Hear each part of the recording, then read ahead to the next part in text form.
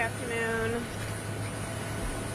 So we are in the closing days of this campaign, and Donald Trump and I have been presenting our closing arguments to the American people. As you've heard me say many times, my pledge to the American people is to pursue common sense solutions, to listen to those, even those who disagree with me, to listen to experts, and to be a president for all Americans. Donald Trump's closing argument is very different.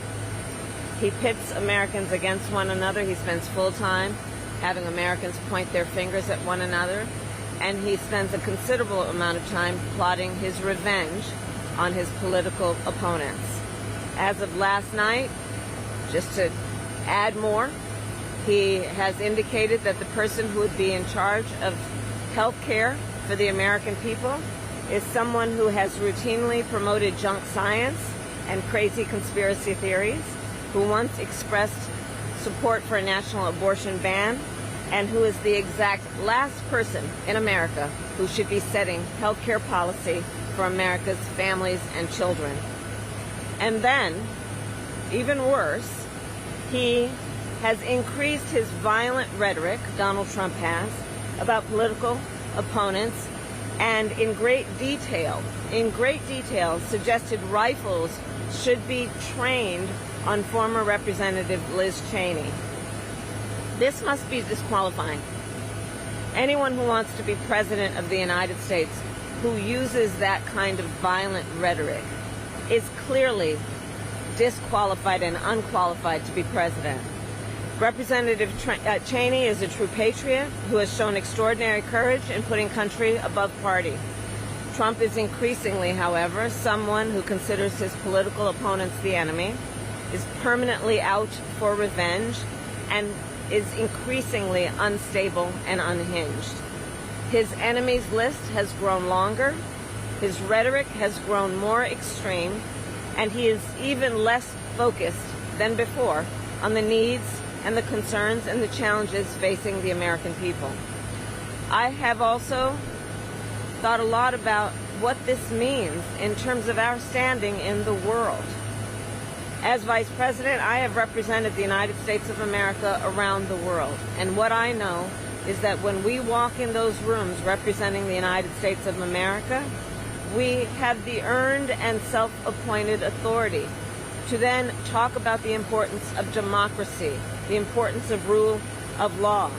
And as a result, people around the world who are fighting for freedom and opportunity hold us up as a model. America deserves better than what Donald Trump is offering. America deserves a president who understands our role and responsibility to our people and to the rest of the world to be a model. So I'll end with this. Voters are making their decisions. Many have voted, but there are still those who are making a decision about who they'll vote for. And what I offer is, I ask folks to, among the many issues before you, just consider who's going to be sitting in the Oval Office on January 20th. Either you're going to have Donald Trump there, who will be stewing over his enemies list, or I will be there working hard on your behalf on my to-do list. That is the choice among many that is at stake in this election, and I would be proud to earn the vote of the American people, and I do intend to win. With that, I'll take any questions. VRAP. President, have you had a chance to talk to Liz Cheney? And then secondly, are you concerned about her general security? And concerning the situation and how tense things are, do you think that the government or the administration in some form needs to provide her with security in this situation? So I've not talked to her since this comment was made, but I will tell you, I know Liz Cheney well enough to know that she is tough, she is incredibly courageous, and has shown herself to be a true patriot at a very difficult time in our country, where, to your point, we see this kind of rhetoric that is violent in nature, where we see this kind of spirit coming from Donald Trump that is so laden with the desire for revenge and retribution. And Liz Cheney is a tough person. She is an incredible American, and I have an incredible amount of respect for her. I think that Liz Cheney is courageous, and that we will always make sure that we are all fighting against and speaking out against any form of political violence. You spoke about early voting. What is your assessment?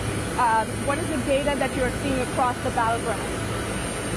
I'm seeing the folks who are showing up at the various places where we are inviting people to come and talk with us, and where we are talking about the issues at stake. And I'm seeing an incredible amount of enthusiasm from people of every walk of life, every generation, from our first-time voters to folks who are seniors and have a lot at stake on issues like Social Security and Medicare. And what I am enjoying about this moment most is that, in spite of how my opponent spends full time trying to divide the American people, what I am seeing is people coming together under one roof who seemingly have nothing in common and know they have everything in common. And I think that is in the best interest of the strength of our nation. By a lot more women showing up in Pennsylvania, a lot of Democratic women, first-time voters. Women, men, folks of every background are showing up. Vice President, you've had quite a lot of interruptions during your speeches recently, a lot of pro-Gaza protesters, and you certainly have spoken about democracy and responding to them, but do you think that you need to say a little bit more about the Mideast conflict, or about what you would do to try to satisfy them? And are you concerned at all about how you'll do in college towns and in Michigan in particular with them? President Trump today is going to Dearborn, is going to a Palestinian restaurant. This is the second kind of Arab American restaurant he's gone to. He seems to be really trying to make a play for a group that would traditionally be pretty Democratic. Do you think you've done enough to reach these voters? Well, I'm very proud to have a significant amount of support from the Arab American community, both because of my position about what we need to do in Gaza and in the region to end the war and bring the hostages home, and my commitment to a two-state solution, but also because within that community there are many issues that challenge folks and that they want to hear about, including what we're going to do to make housing affordable, what we're going to do to bring down the cost of groceries, what we're going to do to invest in small businesses. I have a plan for all of those things, and that is something that resonates within that community and with all Americans. They want to show the administration that what they did, that the policy and the support for Israel is wrong, and are going to make a statement, and that they don't care if it makes Trump the president. What would you tell them? So there's a real contrast in this race when you look at who stands for democracy and democratic principles and who does not. Donald Trump is talking about an enemies list. He is talking about using the American military to turn on American citizens. He talks in a way that suggests that there should be retribution and severe consequences just because people disagree with him. My point is very clear. I believe in our democracy. Democracies are complicated in a wonderful way because we like debate. We accept and receive differences of opinion, and we work them out. One of the reasons I am going to have a Republican in my cabinet is because I want different views. I enjoy and benefit from diverse views from different perspectives that allow me then to make the best decisions I can make. That's a big difference between me and Donald Trump. And that's the big difference between someone who truly is a leader and someone who is in it for themselves and wants unchecked power. Thank you. Okay, thank you all.